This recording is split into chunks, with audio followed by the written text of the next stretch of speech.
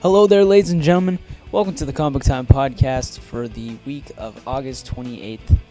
A lot of comics to review this week. Got some great stuff. The return of Ultimate Comics, all new Spider-Man. The end of the Trinity War. It's going to be a great show. If you want to see a specific comic book review, make sure to click the annotations on the screen in the form of comic book covers. So say you want to see Talon issue number 11, you would click on that comic book cover and it would take you to that point in the video.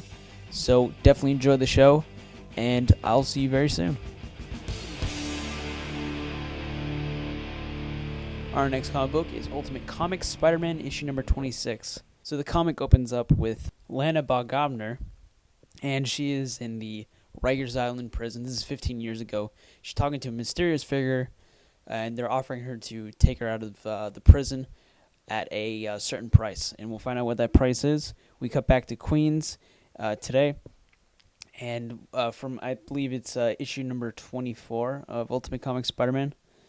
After the battle with Cloak and Dagger and Bombshell is freaking out on the phone with her boyfriend, and of course our heroes show up, Spider-Man and Spider-Woman.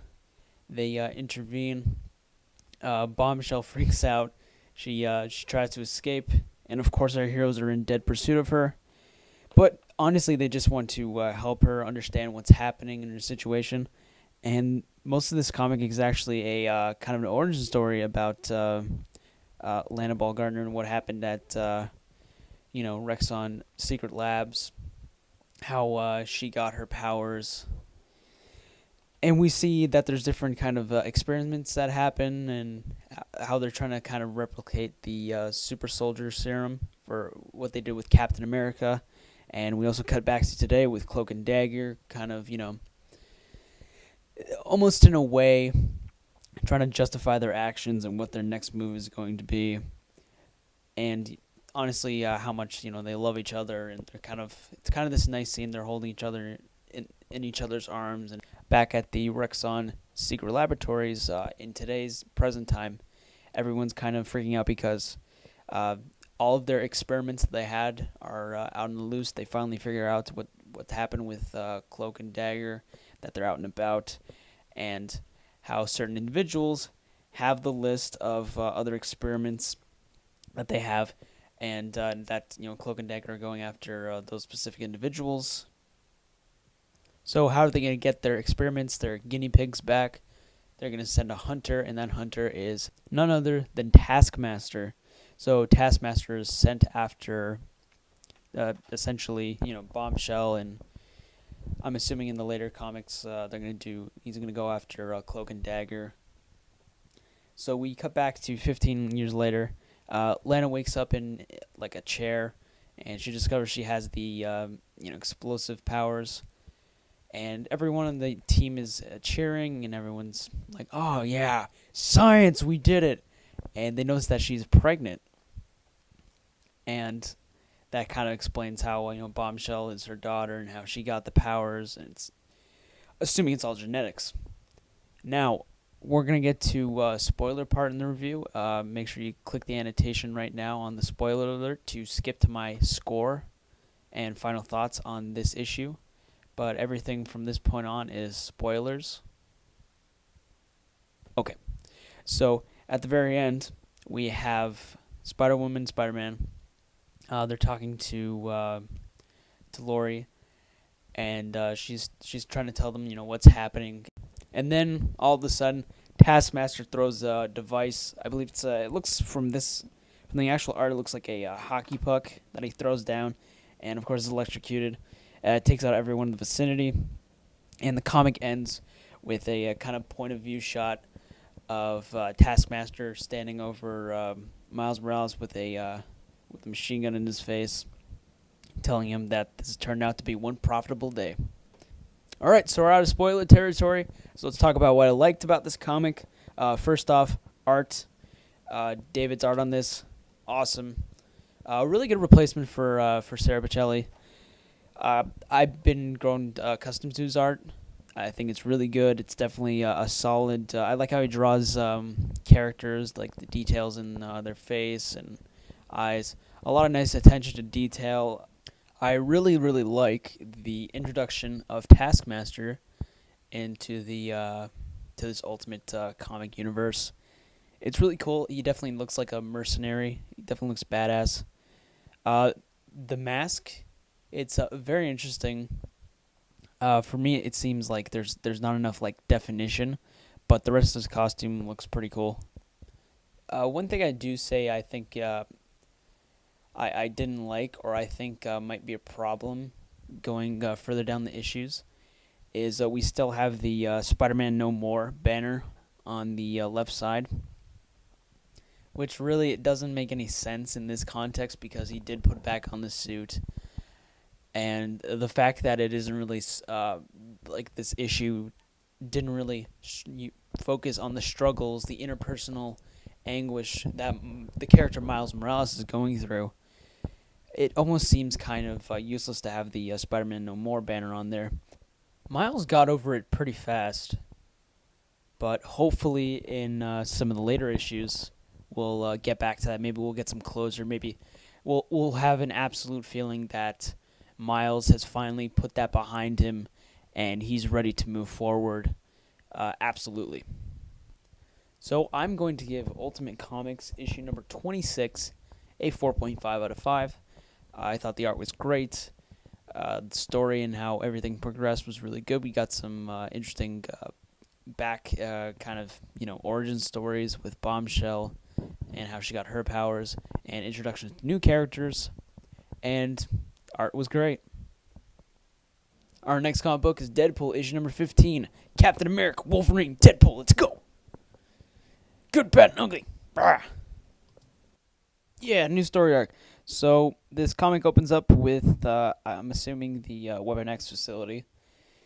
They don't say where we are exactly, but there is this mysterious warehouse, and this guy's talking to the scientist, and he's telling him how when they were experimenting on Deadpool, it did cure his cancer, but Deadpool came out the way he did, so they kind of dumped his body in this kind of where they keep all their other experiments in this kind of like graveyard. And of course, Deadpool does survive, and he gets up and he walks away. Well, we get back to this guy. He's talking to the scientist, and he's telling me, "Do you have any idea what the cure for cancer would have cost us? Like if we were to sell that?" He's like, "Oh no, but I already told this to Department K," and then he justifiably shoots him in the fucking face. I mean, that guy's a fucking idiot. But anyways, we see that he's kind of looking at this tank. And he's saying to this this tank that's filled with this certain individual. We don't know who it is, but we can assume that it's someone that he loves because he is trying to find a cure for cancer. And I'm assuming the person in the actual box itself, or not the box. It's sort of like a containment pod, and it has someone in there, a woman. And he's saying how as soon as he finds the cure and when he finds Deadpool, this is actually happening now. So when he finds Deadpool, he's going to be able to find out what made his cancer go away, and I'm assuming apply that to either his wife or his daughter. I want to say, I'm going to say his daughter because he said mommy would have been so proud of you. So yeah, it's definitely that. So we cut back to Manhattan now, and Deadpool is, he's trying to figure out why people are trying to steal his fucking organs. So he knows that has something to do with Weapon X. So who's the person who has dealt with Weapon X in probably the most intimate way? We're probably gonna have to go to Wolverine. So he meets up with Wolverine. He crashes his into his bedroom. He dresses up as a butler, and he asks him, do you know who these people are? Have you ever felt that you've been targeted? Being Wolverine, he's like, yeah, everyone's trying to kill me. And Deadpool should be no exception, because he does come from the background of the Weapon X. And a funny thing happens before when Deadpool leaves, he says bye to Storm, and then under the sheets, I'm assuming Storm's there, and she's like, oh, bye Wade. And Preston's like, they shouldn't be dating. I was like, yeah, that's such Preston right there. That's a really good line. But anyways, we cut back to a few hours later at there's a shield op happening, and it's just Captain America on a solo mission. He's taking down some criminals. That's when Deadpool comes over and he asks him, it looks like they're doing something that's related to the Super Soldier Serum, and Captain America, of course, got his powers from Super Soldier Serum. So they're talking about it, and Deadpool's asking for his help, but Captain America's kind of hesitant because Deadpool doesn't really take anything seriously, and he almost thinks he's kind of a joke in a way. So there's no luck from there. So after Deadpool is having some Chinese food, he decides that if he's going to go after this organization, he's probably going to need insurance. So he cuts like a thing in his leg, and he puts a tracker into his leg. So I guess, of course, for insurance. And then, he kind of just roams around. He tries to find places to sleep. At one point, he goes into, like, a crime scene of, like, this house that, like, the bedroom is just, like, it's filled with, like, little notes that say, like, for evidence, like, this is the first note of evidence. And then there's, like, blood on the walls and on the sheets. And it's obviously, like, murder victims. And Preston's just so, like, freaked out. She's like, I do not want to be here. And he's like, what? Even cold people need their houses to be warm. So I thought that was pretty funny. But when he wants to go get some beer, all of a sudden Wolverine comes out of nowhere, saying that he basically has been noticing there's been some people that are coming after him and Deadpool. And the next scene is kind of a really nice action scene. Deadpool and Wolverine team up to take down the organization that's going after him. And at one point, Deadpool just grabs a whole bunch of shit from the sink, and he just shoves it into the microwave. And he just puts it, he just like puts it on heat, and then Wolverine does his thing. He goes and cuts off all the ropes that they're trying to rappel into the building. They fall on their asses. Deadpool's doing his gun kata, just shooting everyone to death. And that's cool. And then, of course, the microwave is done. I think it literally just explodes almost the entire block. But yeah, that whole house is done. And then Deadpool is like, come at me, bro, to the helicopter that's over there.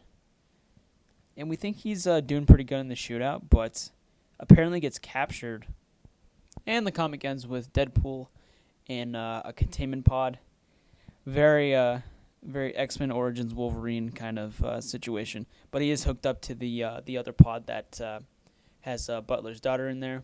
And Butler says, you don't have to start the clock because he's never going to leave. So, obviously, my predictions, the Tracer's going to activate, and he'll probably be saved by Captain America or Wolverine. Probably mostly Wolverine because he was there when the house exploded and whatnot. But let's talk about what I liked about the comic. Maybe some stuff I didn't like about it. But let's go into the good first. Art is actually a much big improvement and change. I really like the art, especially how Deadpool looks. I like how the artist draws the kind of decaying flesh. How he has how you can almost see his skin's has the holes, and then you see his muscles. It's very well drawn. Action scenes are really well done. Of course, the dialogue is really funny. This was a funny issue. Even when it kind of took a serious tone, even when Captain America's like, man, I can't believe don't take shit seriously. But there was still some really good funny parts in this. I definitely enjoyed it. Anything bad? I'm going to say... Actually, there's nothing outstandingly bad about this. I'm actually really excited for this story arc. I'm going to give Deadpool issue number 15 a 4.5 out of 5. Deadpool was actually really good this week. It definitely mixes action with slight dramatic undertones, and also mixing the comedy really well. And plus, the art was really good. Really good, actually. So definitely pick up Deadpool. Our next comic book is Sex, issue number 3. Joe Casey continues his new series from Image, so let's see how it does. The comic opens with Warren going through the street talking to someone on the phone. We don't know who this individual is. We can't even hear what that person is saying, but we will get back to that later. Warren does eventually meet up with those individuals.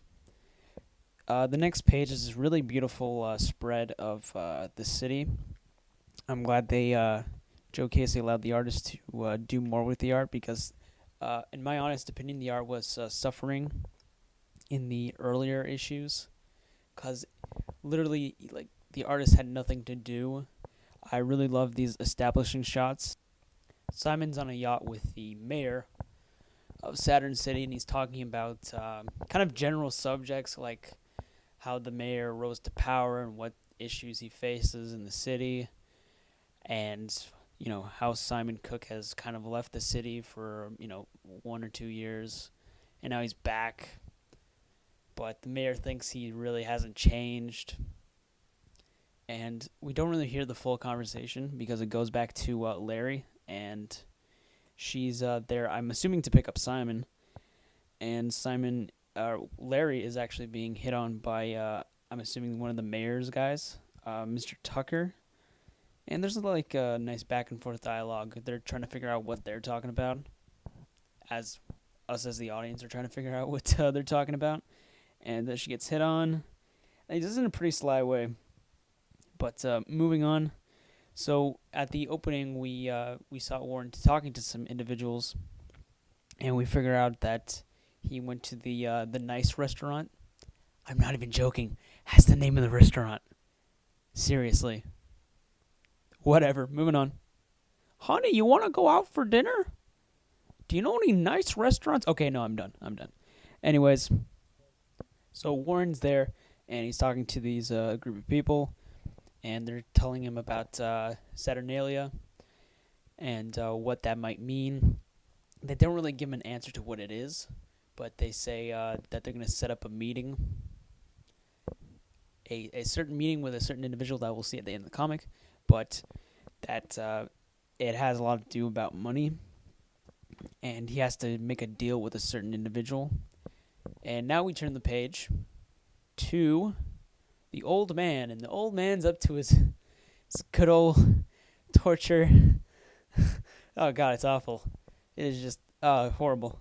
It's just, that scene in Pulp Fiction where in the basement, and he's getting raped? Yeah, it's this, except Bruce Willis doesn't come with a katana and save the day. So the old man's basically getting this like huge, I'm assuming gimp or whatever, some guy in a leather outfit to basically rape anally Albert, who has been forcibly working for the old man. He's trying to figure out. He's basically trying to get intel. He's get specific intel that we don't know about, but he's looking for a certain individual on this list, and he believes that Alfred, that Albert knows the person that he's not letting on to, so he's going to continue to torture him. And now that we got out of that horrific scene, we go to something very much lighthearted and actually pretty funny. It's Annabella, and she's at, I believe, the eye doctor? Yeah. So she's getting her eyes examined by or the fucking eye doctor, I don't care. But while she's doing that, something, it's really funny because they contrast back when she was a superhero, or maybe a supervillain, but her eye is deteriorating. Her vision is just really bad for her age. Or even at her age, it's like extremely bad.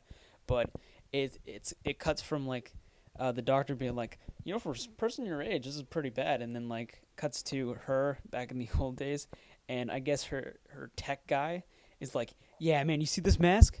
He's like, yeah. Oh, one of the lines, this is my favorite line. He's like, fuck night vision, fuck infrared. This tech is insane. And he's just like really hyping up this mask, and then in the future, it's like, yeah, your eyesight's pretty fucked up now. And then it cuts back to her just like, I'm never going to take this off. So it's really nice contrast to her past life and what's happening right now. And we get one of the probably the funniest pages out of this whole comic, where Warren's at this certain individual's house, and he's got this set up meeting with this woman called Consuela, and she is introducing herself. She's talking him up. He doesn't really know why he's there, and she kind of beats around the bush, not saying what she really wants. But at the end, she says, and I quote, "Perhaps you possess certain things that I desire. A young man's stamina, for one." That's porno shit right there, man. All right, so here's my theories. Saturnalia is like a huge fucking orgy, all right? And this chick, this like MILF, GILF, I guess. I don't know, the art's not really. I'm gonna go MILF. Final answer, MILF. But I think Saturnalia, because the Greek word is festival, or I think it's Roman. The Roman word for festival, where people get drunk and all that. So I think in the context of this comic, it's gonna be a giant orgy, and this is just kind of like the casting couch for Warren. I'm telling you, that's what it's gonna be. I'm calling it right here. And we get even more recurring characters. We get Keaton. He's at work, and he's just about to leave to go with his girlfriend, but he kind of gets met up with these two kind of huge guys, and he thinks they're about to throw down with him when they go into the back alley, but they actually tell him to join their gang, which I think they're called the Breaks. Yes, they're called the Break. They're like this notorious gang that was in Saturn City, and they're coming back up because I'm assuming since Simon Cook's superhero persona is, I guess, dead, now they're going to rise like the Phoenix. And then the next couple panels are Keaton having sex with his girl, and he's telling him about the offer. And he's saying how he might just kind of go in there to be kind of a double agent, or just to snoop around. And the last page is just Cook staring out of a window. About the good and the bad. Good art. I like how there's more establishing shots. When you give the artist something to draw, he draws it perfectly. Yep, really good art. Of course, since this artist has been doing a lot of sex scenes throughout the entire book, I like how they counterbalance the horrific kind of rape scene that happens with normal sex, consensual sex, if you will. So I'm glad it wasn't just rape and that's the only sex we got in this issue, because that would have been fucking sad. Oh my god. But yeah, that scene in particular is tough to handle. But anyways, no, I'm getting off track. What I really liked is how we got all the different recurring characters, and we weren't just stuck with Simon Cook, because honestly, I'll just tie this into my one bad. Simon, come on, dude. What? You're not interesting. You haven't been interesting in the last 3 issues. Do something, goddammit. Just don't stare out windows, or have some goddamn direction. Come on, man. I'm yelling at a fictional character. But everyone else is recurring like side events that happen. Annabella's, eye exam, that's hilarious. Warren's kind of porno-esque meeting. Keaton's his kind of progression that he has with possibly joining a gang. These are all interesting, and especially with Keaton's, that kind of gives us more backstory of what happens before this comic. What happened in Center City. And yeah, I really enjoyed this issue. I'm gonna give Sex issue number 6 a 4 out of 5. It was definitely good. Yeah, I'm glad Sex is getting back on track. Hopefully, we just need to see Simon Cook, join everyone else, because everyone else's stories are much more entertaining. Our next comic book is Lazarus, issue number 3. Quick note, if you are not reading Lazarus, definitely pick it up. It's a really good Image comic right now. So let's start off with the beginning of the comic, and the comic opens up in Mexico, and forever. Last issue was taken by the Moray family, and they're basically trying to figure out what they're gonna do with her and why she's here. And this like asshole commander's like, I need you to give me your blade and gun. And of course, Forever gives him the gun. She'll cooperate, and he's like, give me the blade. And then she looks at the Moray's Lazarus, and then she looks back at the guy and just cuts off his hand, and he's just in utter shock.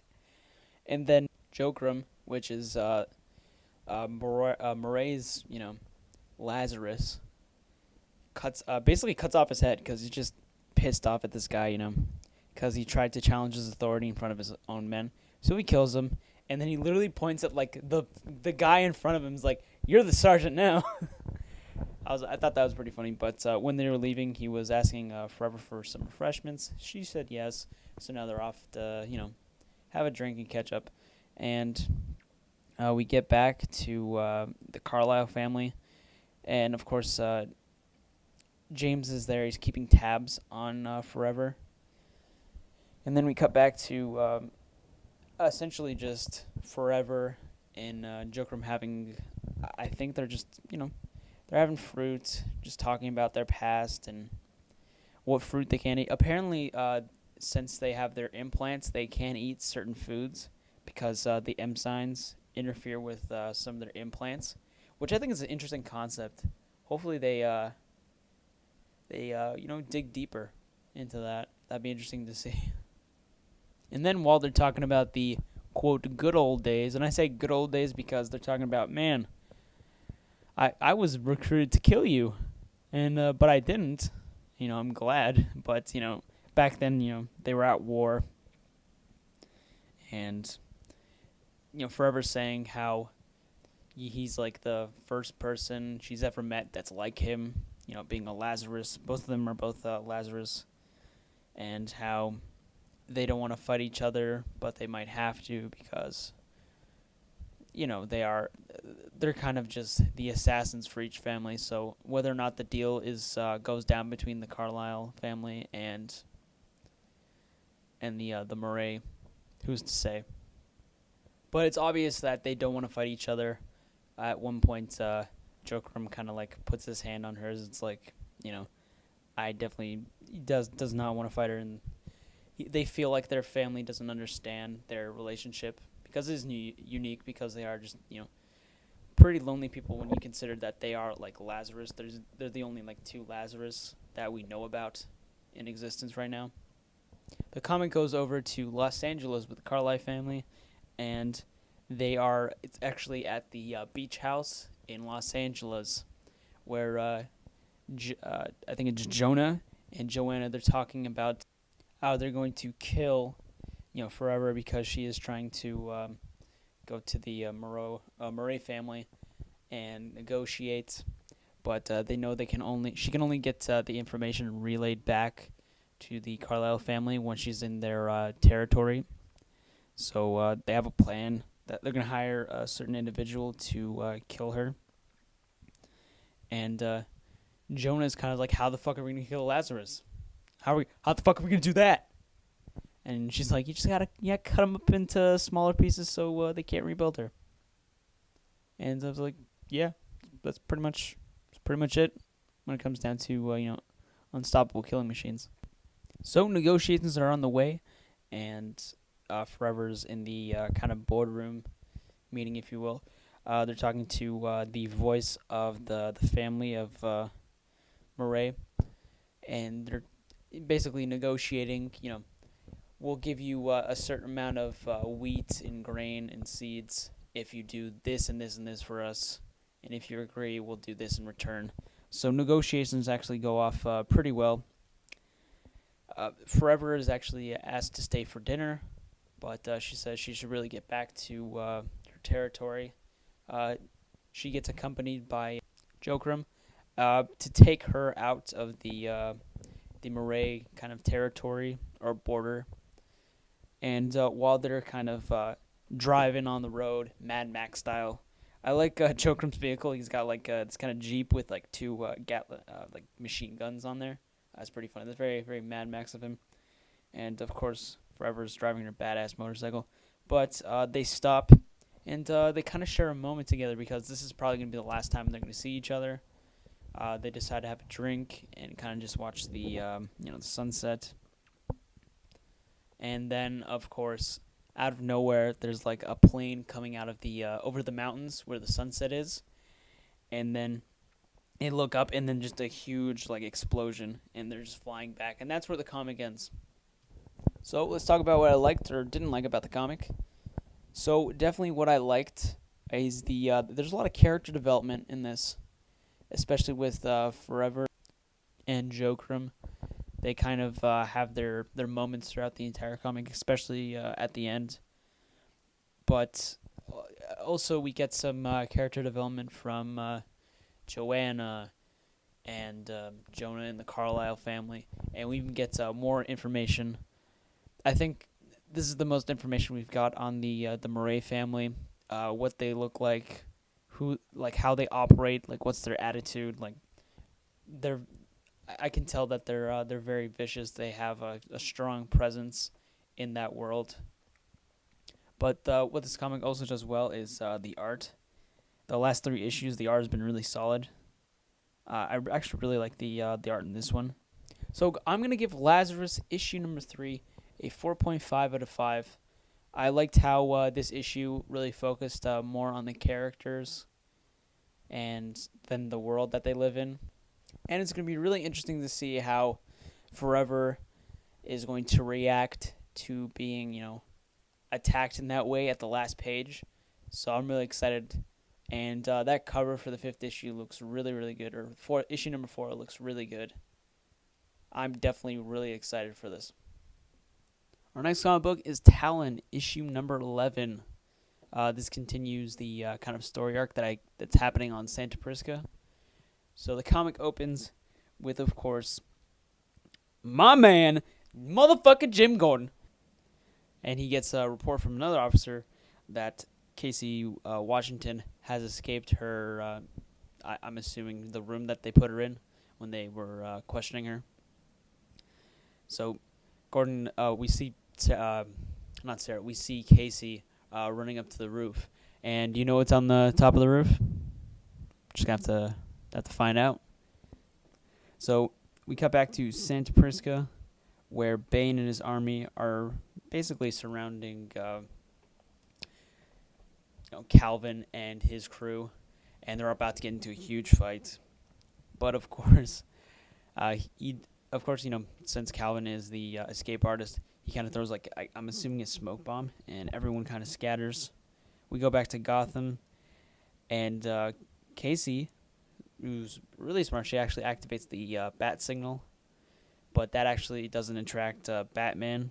It attracts Harmon the Butcher, and Harmon grabs Casey, and he's like, we're not finished. I still need to torture you. He's basically playing with her. But then we cut back to Santa Prisca, and there's a couple of scenes where it's the rest of Calvin's crew fighting Bane's army. So we have, I believe it's Spider-Wolf versus Anya. Anya, she's the girl who was trained by the League of Assassins. And it's really funny because during their fight, she picks up the swords and basically, I'm paraphrasing, tells him that essentially she's not afraid of him because she was training with the motherfucking League of Assassins and Ra's al Ghul. And he has 700 years of, sword fighting under his belt. So why the fuck should, I be scared of you? And she just charges at him. And then I believe it's Joey and the other guy I forgot, but they get attacked by one of Bane's kind of hulked out versions of, I think they were Green Berets. They landed on the island and they basically, took them, experimented on them, and made more versions of Bane. And then we cut back to Calvin and Bane. Bane basically tells Calvin that he's a coward, and that's all he does. He just runs away from situations. He doesn't stay. He doesn't know how to fight. But we'll get back to that. We cut to Gotham, and guess who shows up? None other than Batman, because obviously, use the bat signal, you're gonna get Batman. Okay, 2 + 2 = fucking 1. And the weirdest thing that happens is Harmon's fucking like, Batman? Why are you here? Like, are you serious? Do you not understand the concept of a fucking bat signal? Jesus Christ. So, Batman justifiably tases him. Not for the whole not knowing about the bat signal, but, you know, Casey's being attacked. I think he kind of gets him out of the situation. I think he kind of like puts a grappling hook into Harmon, and then he shoots it up to a gargoyle, I think, or some sort of vantage point, and then he kind of gets flown into the air. Casey tells Batman that they have his daughter, and he needs to contact Calvin so they can work together and figure out how to get their daughter back. We cut back to Santa Prisca, and Calvin and the rest of his crew have essentially just defeated Bane's army. You know, all of his kind of huge souped-up experiments. They're ready to leave. Calvin tries to contact Casey. He doesn't get an answer, but instead he actually gets Batman on the line. Batman tells Calvin that Casey might not even make it. So, I'm assuming in the next issue they're going to meet up and then they're going to kind of formulate a plan. But Batman says, you know, I'm here with Casey, told me everything. Doctors don't think she's going to make it. You know, he needs to get back to Gotham City. So he drives to Gotham City. And then the last scene is at the dock of the Santa Prisca. And Sebastian and Bane are talking about, you know, what their next plan is and how they need to attack now, or else Calvin's going to, you know, kind of take the lid off the whole kind of plan that they have for invading Gotham. But a certain individual shows up. And if you've been reading Justice League, the Trinity War event, it's definitely going to be interesting to see how they fit that into there. But I'll end it there. Definitely read that ending, especially if you're going to read Forever Evil, because this is kind of a prequel to Forever Evil Arkham War. I'm going to give Talon issue number 11 a 4 out of 5. I'm glad that they're kind of moving on to out of Santa Prisca, but I like that because, you know, we're introducing Batman, and there's going to be like a war in Gotham, and now that we're getting back in Gotham, hopefully there's going to be some more stuff to do with the Court of Owls, and we're getting back to that, because last volume, you know, last couple issues, it was all in Gotham, and it was about taking down the Court of Owls. Now it seems like we're getting back to that. I'm really excited. I'm glad Batman's in there. And surprisingly, the art was actually really good. I really like the art in this. Definitely a solid title, and you should definitely give it a chance. And our next comic book is Batman Superman issue number 3. This is the last issue before it goes into Villains Month, which I believe it's Doomsday. Yeah, it is Doomsday. There's a nice splash cover page at the close to the end. But anyways, let's get to the beginning of the comic book. The comic opens where it left off last issue with Wonder Woman battling the demon that came out of Lois Lane. Younger Superman is fighting alongside with older New 52 version of Superman. Or not New 52, Earth 2. So he's fighting with them, and while Wonder Woman's dealing with, I believe it's Mayo, or Mayo, who is the demon that kind of goes from different people, like possesses different people and goes back. We see this glimpse of a figure, and this individual says he's a chaos bringer. But we'll get to that, in a second. Wonder Woman and Batman kind of get they deal with the situation. They deal with Mayo, but she disappears. She leaves the area, just leaving Superman, Wonder Woman, and the two Supermen. And all of a sudden, they're talking about this crystal that is in Smallville, and just like that, like boom, Earth 2 Superman is up in the air. He sees the crystal, and he's going to essentially go after it. Because Maya told Superman that the crystal belongs to Batman, and that's like the world's most dangerous weapon. Superman goes after it. But before we even get to him attacking Bruce, we kind of get this backstory of what happened when they were kids and how they met at first. So we get these really nice kind of, I guess, backstory, heartwarming panels where it's just young Bruce Wayne and young Clark Kent. So apparently in the past, the way they met is that Bruce's car broke down while Alfred was fixing the tire. Clark went to the window and asked Bruce if he wanted to play some baseball.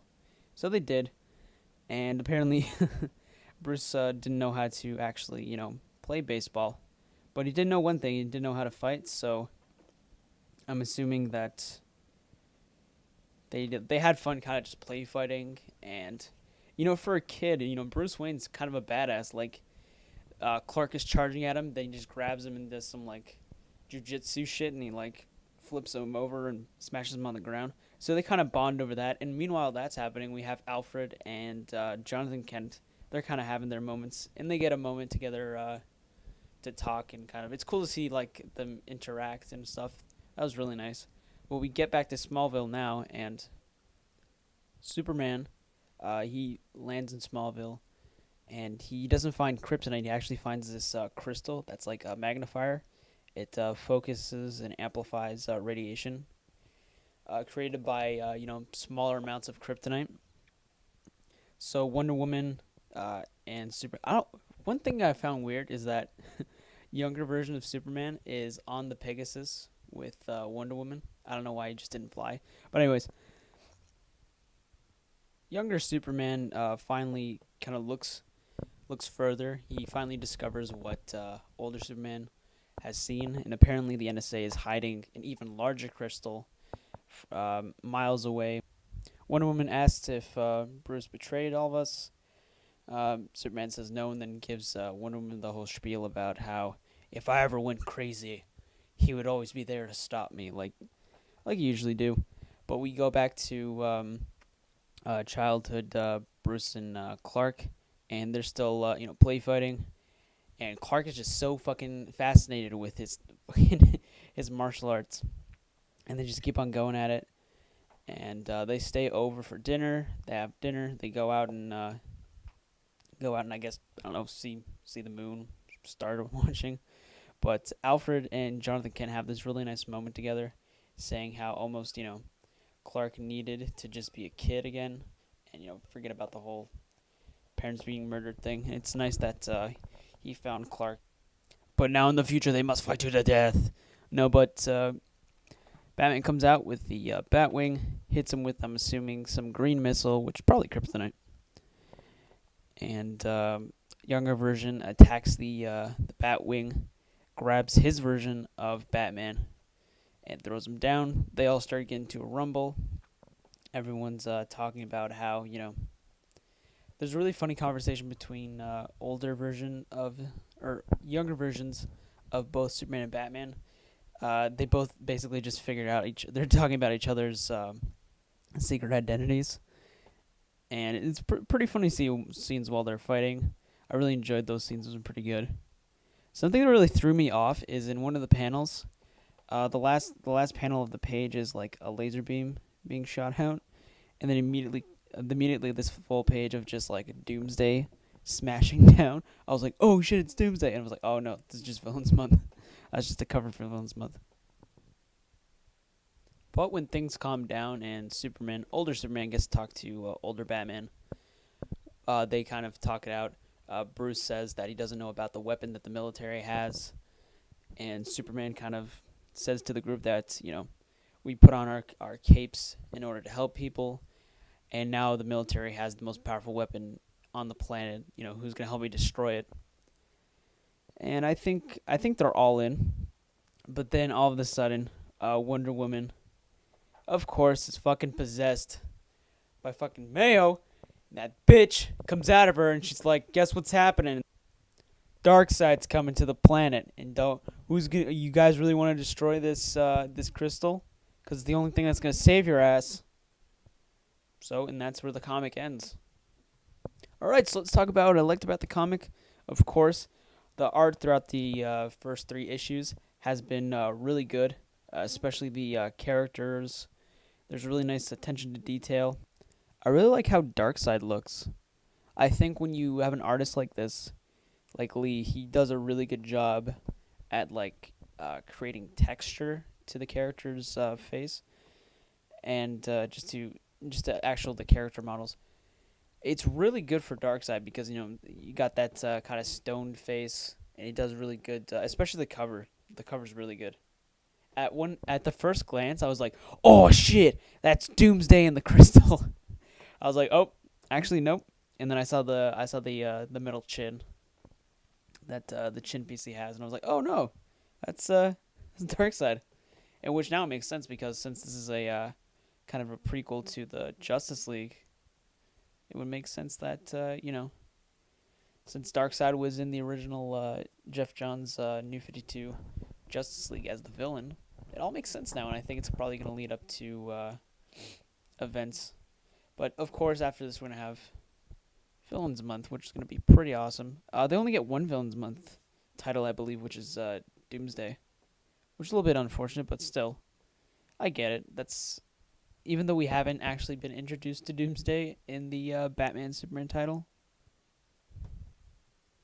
What this comic did really well is, overall the writing's really solid. I like the kind of, flashback that they had with Bruce and Clark when they were kids and how they kind of bonded at that age.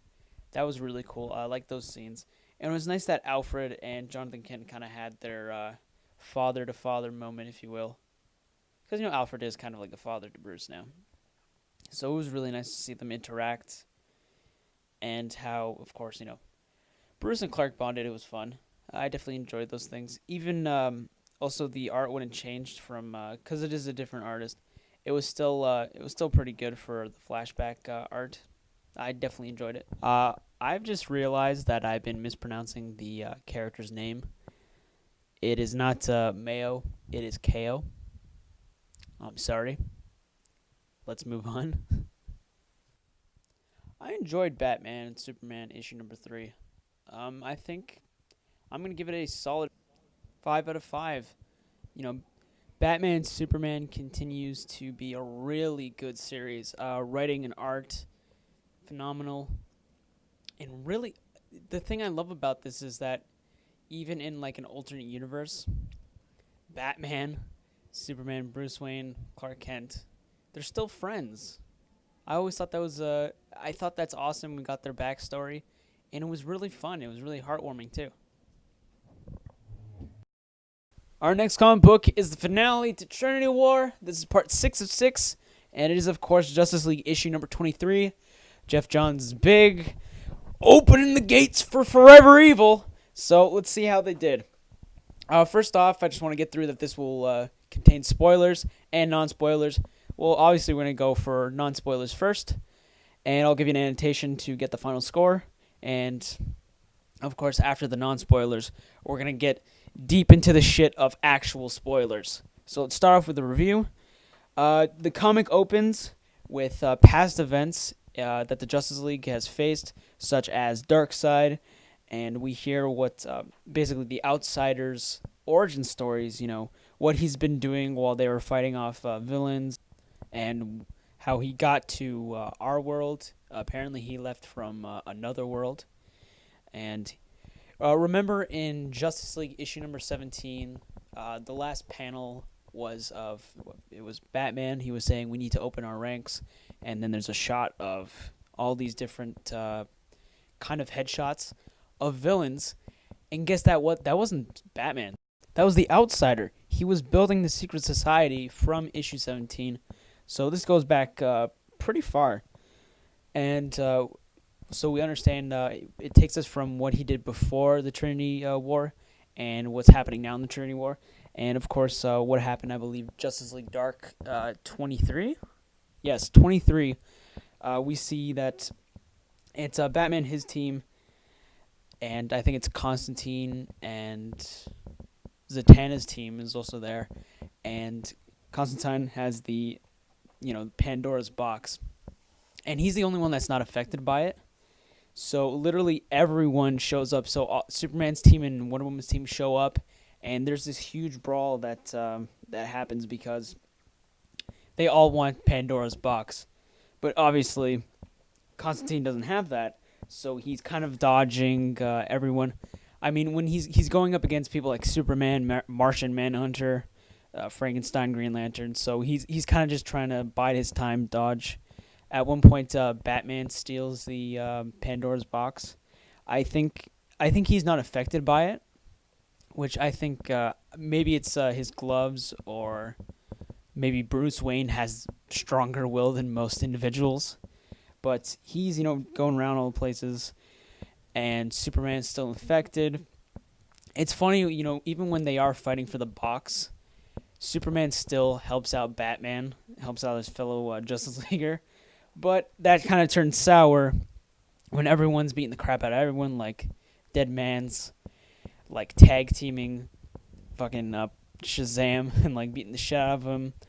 And for some reason, I thought that was funny that Martian Manhunter disguised himself as Mira, which is Aquaman's girlfriend.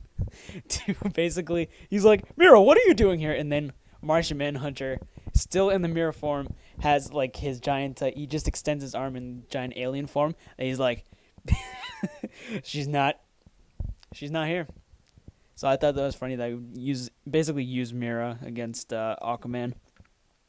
And one of the biggest kind of things that happens to the Justice League in this is Superman kind of like questions his relationship with Wonder Woman, saying, if he dies, are you going to go back to Steve or, even Batman?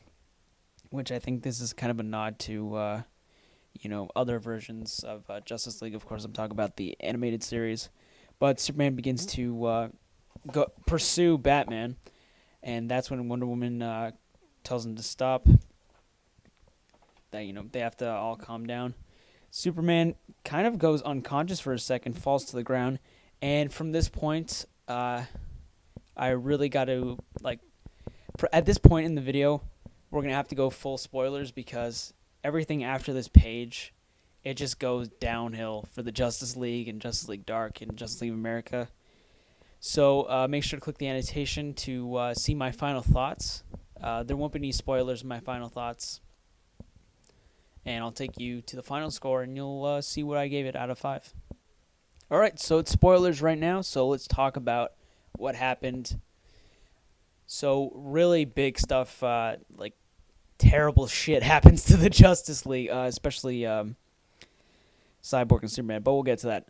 So after a quick scan, Firestorm figures out that there's a small piece deep within Superman's brain that is kryptonite. That's what's been making him sick. It hasn't been, Pandora's box or anything.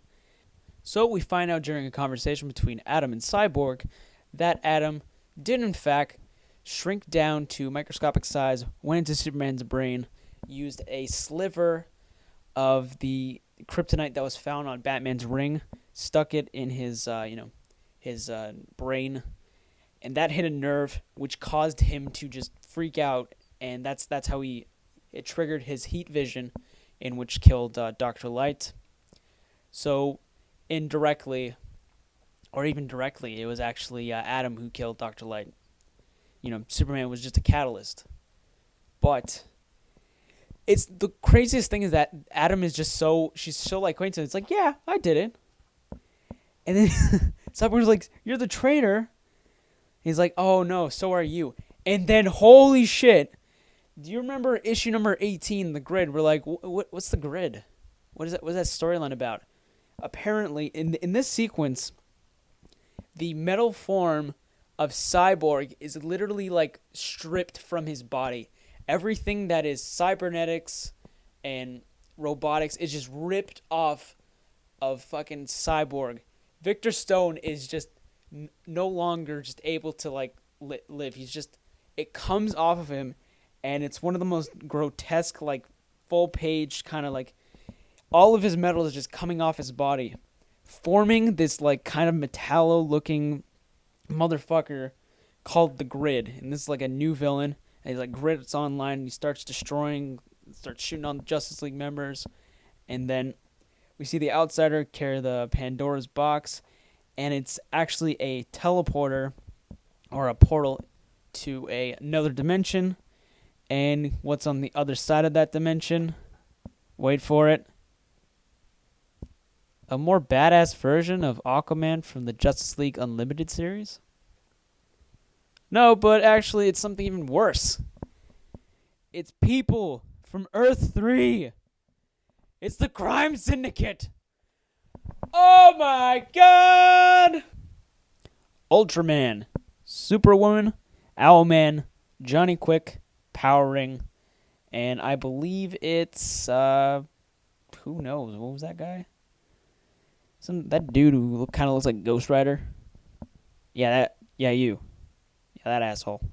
Actually, I looked it up. It's Deathstorm. That's his name. And they got 2 new members. The Grid, Metallo motherfucker right there. And Atomica. Yeah, it's not the Atom. She was a double agent for Justice League of America. And then she betrayed everyone else, and now she's with the crime syndicate. And she leaps into the arms of Johnny Quick. And then we find out that the Outsider is actually Alfred from Earth 3. And the comic ends with Ultraman charging the Justice League, and I guess everyone else, saying that the world now belongs to the crime syndicate. And that's the end of the comic, and this will lead into be continued into Forever Evil, which I'm really excited for. Definitely Justice League issue number 23 was great. I'll talk about what I liked about it really quick, because this is a pretty long review. But art, Ivan Reis does a really good job. He does some really good fight scenes. There's a lot of fighting in this issue, and he handles it very well. Remember the free comic book day edition of Trinity War? Or the free preview, and there was some awesome art by Jim Lee. Well, Ivan recreates that really nicely, and it works really well. Yeah, there's a lot of kind of splash pages that happen. They're really good, and of course, everything after the Atom says she, planted the kryptonite in Superman's brain. Everything just really goes downhill from there, and it's crazy reveals and plot twists. Really good plot twists. I liked how the issue started off with story, and then most of the middle, I think the middle part, Act 2, if you will, was like all action, and then Act 3 was just intense reveals, and shit gets real. So I definitely enjoyed Justice League issue number 23. I'm going to give it a 4.5 out of 5. Yeah, I'm glad we ended on Justice League. And this was part 6 of 6. So, goodbye Trinity War. And hello Forever Evil and Villains Month. I'm excited. So, ladies and gentlemen, if you want to see my review of Scott Snyder's and James Tywin's, their new series, which was a third wave New 52 title that coincides with, the Batman Court of Owls storyline and Night of the Owls. It's this really awesome series called Talon. So definitely click the link over here to check out that review. You can go over there, watch it, and definitely hear my opinions on it. And that's the end of the video. Thank you so much for watching. Make sure to like, subscribe, follow me on Google+, leave a positive or negative comment in the comment section below. Also, if you want to check out my previous podcast, the annotations on the screen. Yeah, look at Wonder Woman. She's a badass in that cover. She really is. I love that cover. Also, check out www.rhymeswithgeek.com. It's this fucking awesome podcast website and all these really awesome comic book lovers, and they're coming together and they're making this really awesome website. There's even some people from YouTube you might know, Comic Uno, she's on that, and a whole bunch of other people that are just too awesome to fit in this one video, this one outro. It's too much epicness for this one fucking video. Go check it out. And again, thank you so much for watching. I love every single one of you. I'm almost up to 100 subscribers. So excited. So definitely subscribe. I'll catch you next time.